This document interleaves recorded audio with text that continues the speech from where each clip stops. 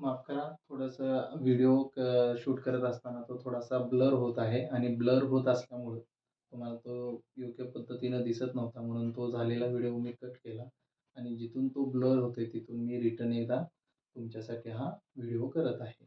त्यातला आपला 8वा टॉपिकपर्यंत आलो होतो. 8व्या घटकामध्ये जो 8व्या घटकाचं नाव आहे प्रतिबिंब आणि या प्रतिबिंब ज्याला आपण प्रतिमा म्हणतो, या प्रतिमामध्ये एकूण 3 उपघटक आहेत. पहिला म्हणजे अंक, दुसरा म्हणजे अक्षर आणि तिसरा येतो तो आकृती. या 3 घटकांचा त्यामध्ये समावेश होतो. त्यानंतर 9वा टॉपिक येतोय तो तर्क व अनुमान. या टॉपिकमध्ये भाषिक, या भाषिक घटकामध्ये येतो तो वय, वेळ, घड्याळ, तर्क, नाते आणि अभाषिक उपघटकामध्ये येतो तो घनाकृती, ठोकळे, त्रिकोण व चौकोन मोजणी.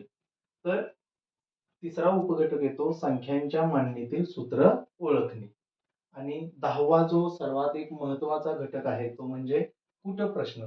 हा जो कूटप्रश्न आहे तो रांगेतील स्थान, दिशा, दिनदर्शिका, वेन आकृती आणि गणिती सूत्रे या 5 उपघटकांच्या माध्यमातून आपल्याला विचारला जातो. आणि शेवटचा आणि सर्वाधिक महत्त्वाचा अतिशय रुचकारक असलेला टॉपिक म्हणजे आकृतीचे पृथक्करण. मग याच्यामध्ये काय विचारलं जातं, तर पहिला उपघटक येतो अपूर्ण आकृती पूर्ण करणे, तंतोतंत आकृती ओळखणे, घडीच्या आकृती बघणे आणि लपलेली आकृती ओळखणे. असे एकूण बुद्धिमत्तेमध्ये एकूण 11 टॉपिक आहेत आणि त्या 11 टॉपिकच्या माध्यमातून जे आपल्याला उपघटक समोर येतात, त्या उपघटकांची आपण माहिती बघणार आहे. आणि या उपघटकांची माहिती घेत असताना प्रत्येक उपघटक किती महत्त्वाचा आहे, त्याचा अभ्यास कशा पद्धतीनं करायचा असतो, कोणते एक्झाम्पल्स हे सर्वाधिक जास्त सोडवायचे असतात, कोणत्या घटकाला किती महत्त्व आहे, या साऱ्या घटकांचा आपण इथं परामर्श घेतलेला आहे.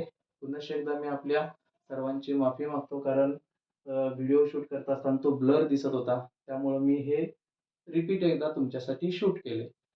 धन्यवाद. Thank you so much.